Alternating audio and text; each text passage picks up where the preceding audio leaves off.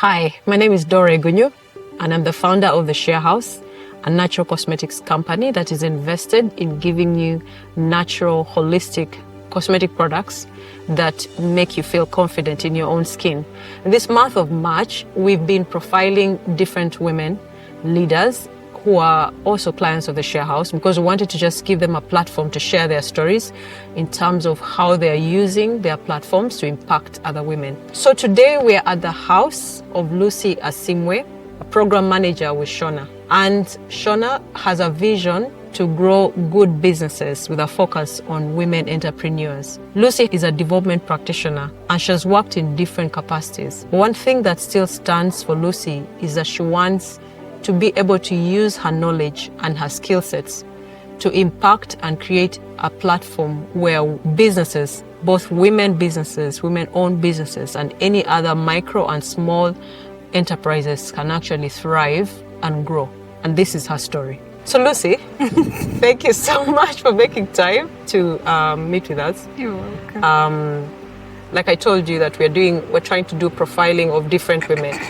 Everyone is a leader in their own right. Yeah. So, and then, of course, selfishly, I'm looking at the people who are also Shea House clients. Mm-hmm. So, yeah, charity begins at home. So, of course. So, yeah. So I wanted to just because the person that I know you from the time I've known you, I don't know, I've known you for a while, so I'm not going to go into the years, but we've actually known each other quite a while. Yeah. We could have created almost a teenager by now. So, but you've worn so many hats.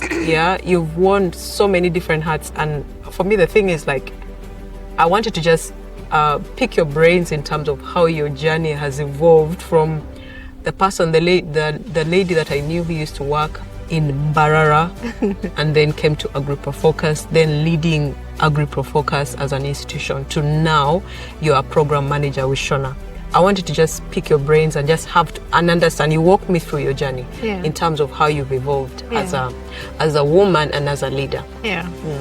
My journey is very interesting. I think from uni, I did development studies as undergrad. So I remember the time everyone had their own ambitions. People wanted to do this, some others wanted to start their own NGOs, others wanted to do their own things. They were just going through uni.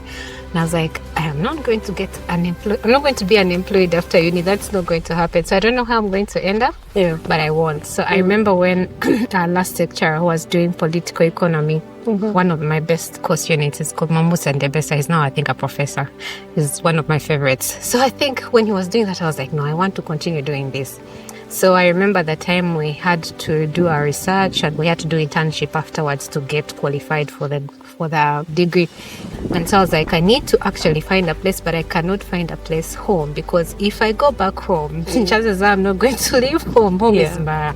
So I actually got an internship away from home, which was in Fort Portal. I'd never lived in Fort Portal. I didn't know what Fort Portal looked like. I just knew the name. So a friend of mine, his mother got him an internship somewhere, and then ended up also getting for me. So they were taking 2 people. They took us.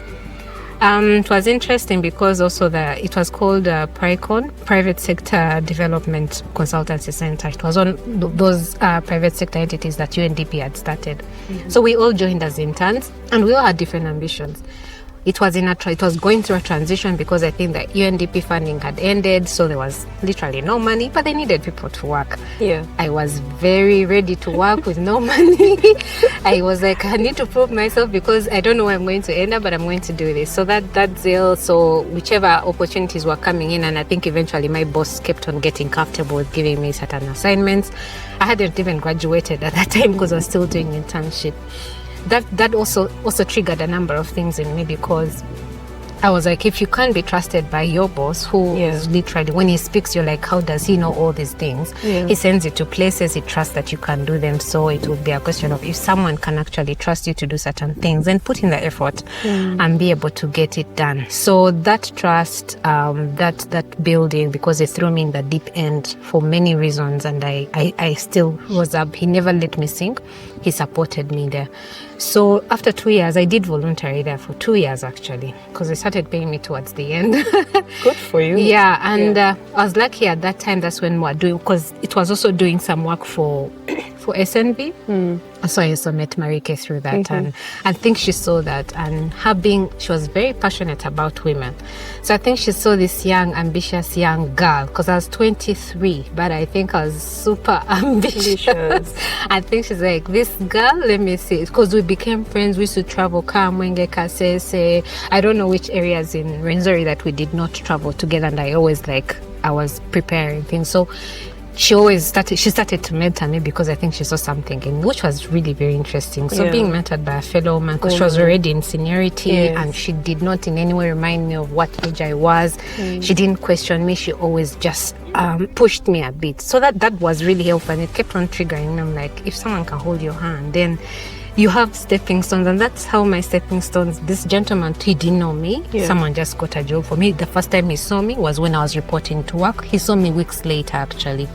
So then I also met Marike. So when we built that bond with her, he just let go. So all SMB assignments, I was the one who was like running for them and doing for them. And eventually, of course, my I was supposed to move to Kampala end of 2012, actually beginning of 2013.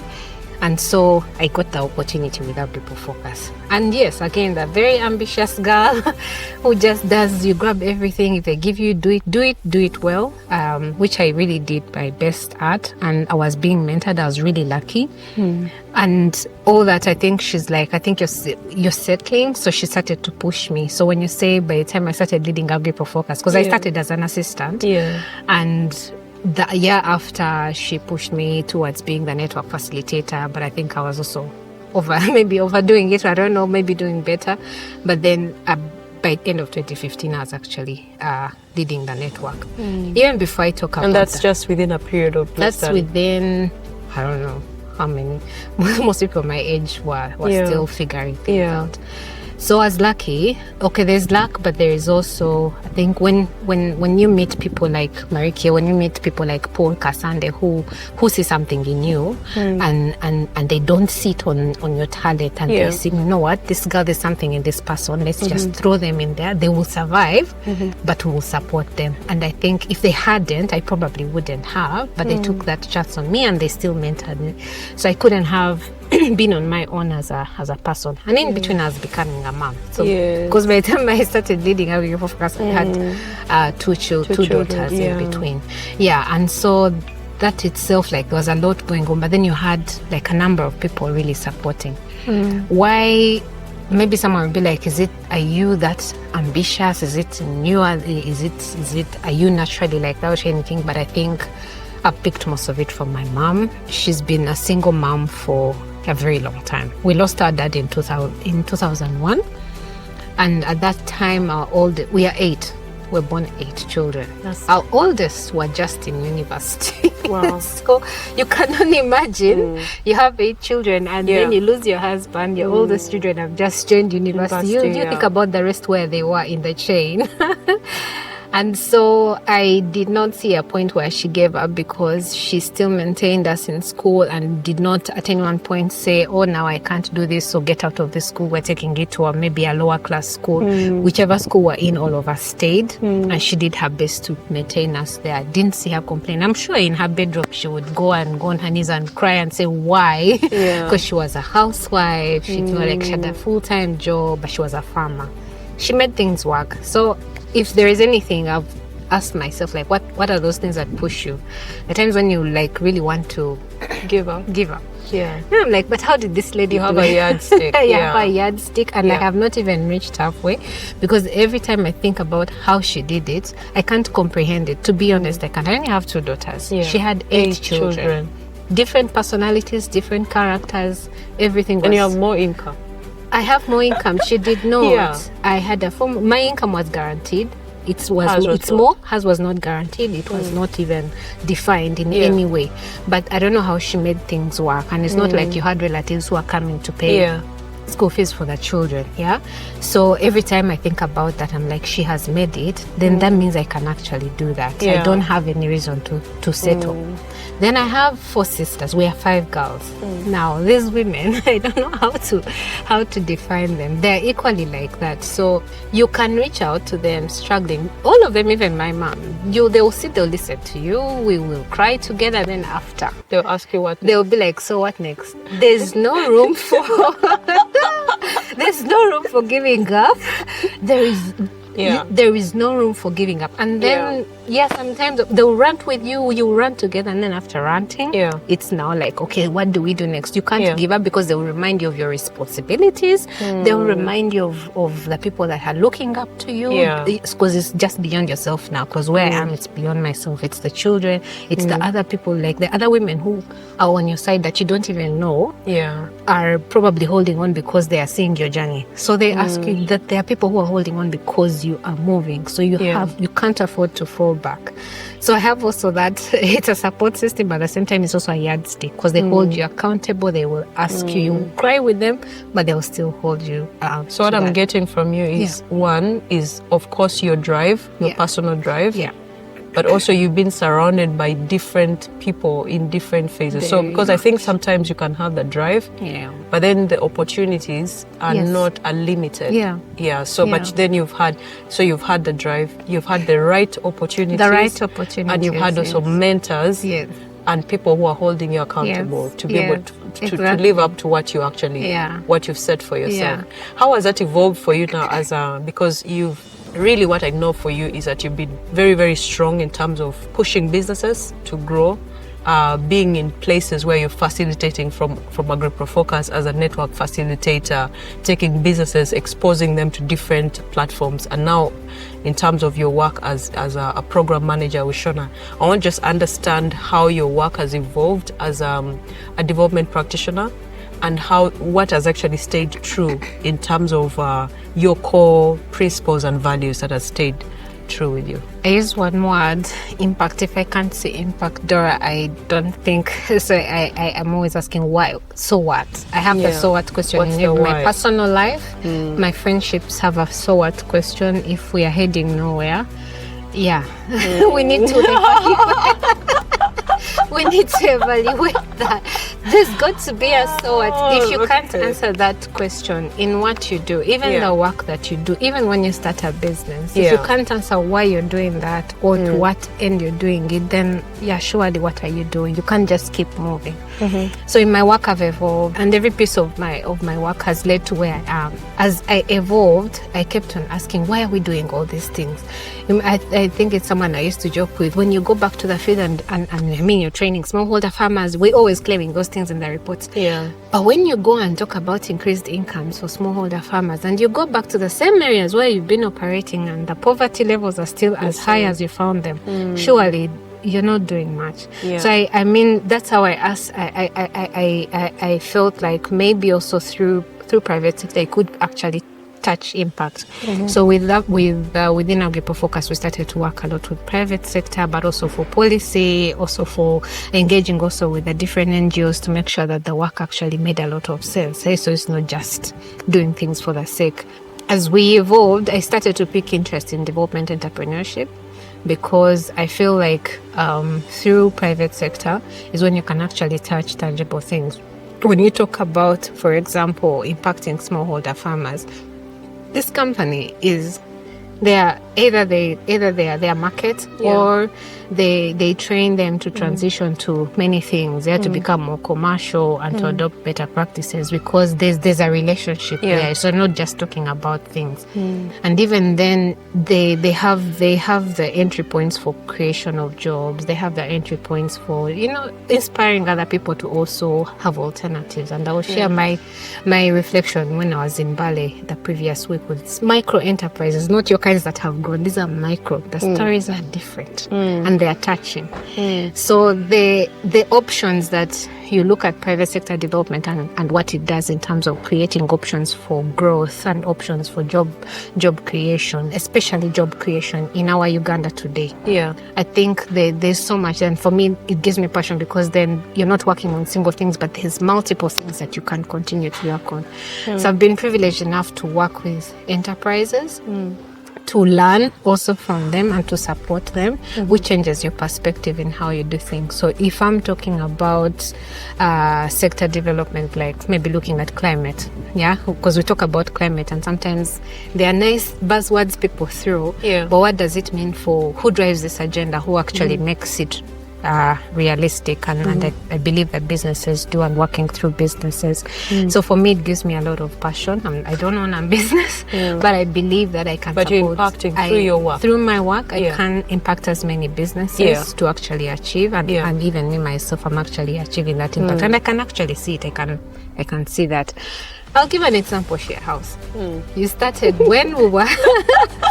I call myself a guinea pig for Shea House because I believe in businesses, and if you can't talk about the impact of a business if you also don't test their product. We've tested your product from the time you were starting with, I don't know, figuring packaging, things out, the packaging, the content, the material itself. I remember you're doing frankincense before I moved to. Do you even remember? So frankincense before we moved to lavender. But I believe that also if you are actually supporting businesses, you must understand the kind of challenges and their pattern they are going through to be able to give tangible feedback, and also be able to, if you haven't used the product, how can you talk about the product with all confidence? If you yourself, you can't be telling people about something and because you're not necessarily believing in what you exactly. So if I don't believe in it, what am I talking about? So for me, the so what is like, what change do I want to create? And I think, people always ask me, what do you want to be when, like, at the top? When you grow up. What's your top? What's the end? For me, I always use the word influence. If I can influence certain things, and I believe, for example, our solution for Africa to grow is within our own private sector, not within development aid. It's good to a certain extent. But if we can't support our own entrepreneurs to grow like the way you look at the developed countries who have invested so much in their private sector, then we're wasting time. Because, these children of ours why aren't we consuming our own products? I also want to work in a place where I can buy clothes that are made in Uganda. NITIL used to do that. We need more NITILs in Uganda because we have the capacity to do that. So I think that if my influence is in such a way that could we create a better environment where you're incentivizing entrepreneurs to actually be more to grow and survive, and not just survive, surely, but thrive. Shea House should be a multinational company. For real, it will. That's my dream. If Shea House can be that, and you'll be a part of that story. You'll have been a part of that story. Definitely. So how then do you start to create such businesses at even intentionally at policy level, that you want to make sure that businesses don't just remain there, but they are growing into becoming major companies that can actually influence a lot. My level of influence is in that, so that we separate things to do with politics and things like that, but you're actually seeing the good coming for the people. The two things that I'm getting from you is, one, for you, the why is impact. The why is impact. If there is, if you're not seeing impact in what your contribution, then you're not actually really doing much. And then at the end is you're looking at influence. Because the thing is that I think that sometimes we box ourselves, because to be able to understand that even in a corporate kind of environment or in a development space like where you are, you can be just as impactful, as influential as any other person, whether it's a politician or it's an entrepreneur or it's whatever, a CEO and everything. Because in your space, there's an ecosystem that you're actually influencing. And you're using your skill sets, you're using your knowledge to influence that ecosystem and change and create impact. And that's really, really cool. And you actually even touch on the issue of the future. And now the thing is that I want to see like, because we are focusing a lot on, of course, women, and I wanted to see, just to pick your brains in terms of what is the future that you're seeing for yourself as a person who is impacting that ecosystem that has women in it. So I don't know. It's a complex question, but could be also simple. But if I flip it around and I also see what kind of future do I see for like women, you've been in platforms. I mean, you've been a woman at our age. There are things you've heard and seen that sometimes women fear to say certain things or to be in certain spaces because of our society setup. Yeah. I have been privileged enough to the businesses I was talking to in Bali the other day, where you find businesses that women led. That are comfortable where they are, not because they're not ambitious, but they know that if I take it a notch higher, there are things I'm going to lose.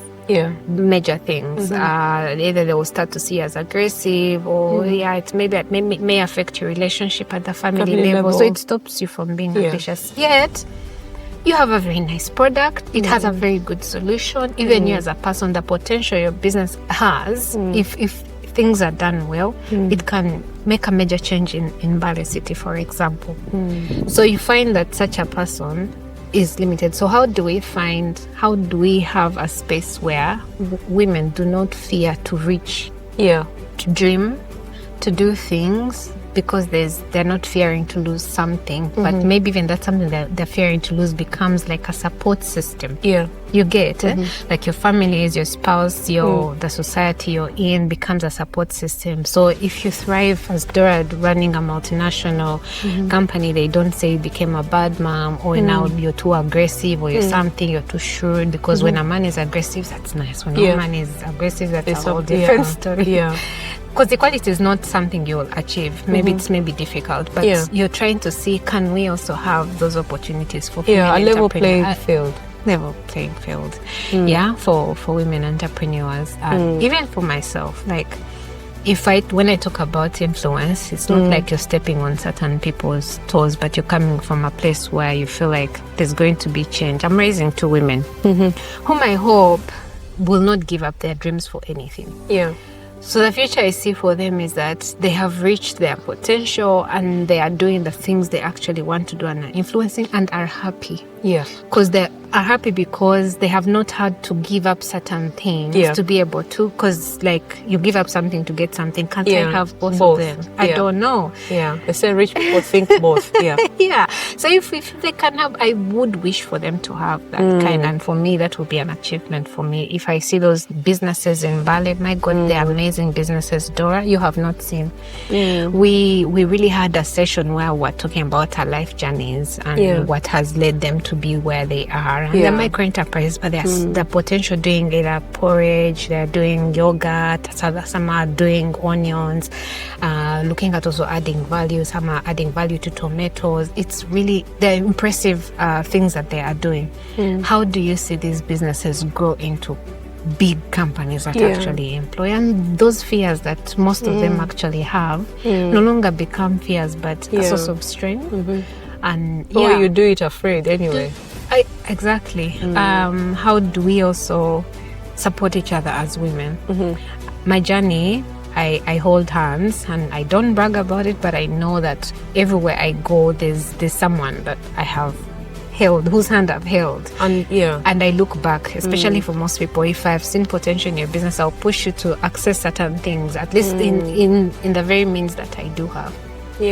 So I also see a future where women are also holding each other and are not seeing each other as competitors or anything, but they're actually lifting each other in so many ways, encouraging each other. If you've been through the mud, why should she go through the same mud? If you can help her avoid that by going through the right channels, or maybe answering the same, maybe certain questions that she may have that you already have answers to. I think we can do that for ourselves who are already there, to help others to grow.